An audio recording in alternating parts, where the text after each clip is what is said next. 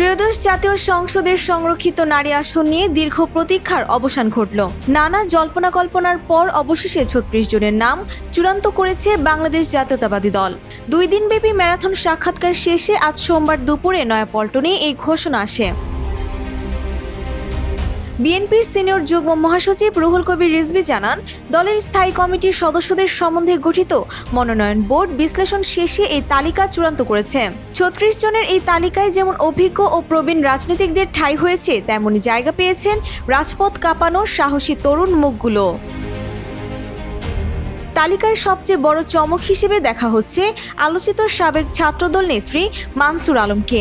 রাজপথের লড়াই সংগ্রামে সক্রিয় এই নেত্রীর নাম ঘোষণার পরপরই সামাজিক যোগাযোগ মাধ্যমে দলের তৃণমূল কর্মীদের মাঝে ব্যাপক উচ্ছ্বাস দেখা দিয়েছে। মনোনয়ন নিশ্চিত হওয়ার পর এক আবেগঘন ফেসবুক স্ট্যাটাসে মানসুরা লিখেছেন, সকল প্রশংসা মহান আল্লাহ তাআলার। বিএনপির এই ৩৬ জনের তালিকায় অভিজ্ঞদের ভার যেমন রয়েছে, তেমনি রয়েছে নতুন প্রজন্মের প্রতিনিধিত্ব।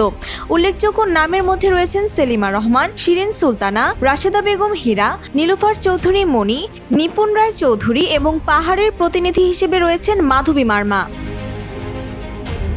রাজনৈতিক বিশ্লেষকরা মনে করছেন, অভিজ্ঞতার সাথে তারুণ্যের এই সমন্বয় আগামী সংসদে বিএনপির কণ্ঠস্বরকে আরও শক্তিশালী করবে।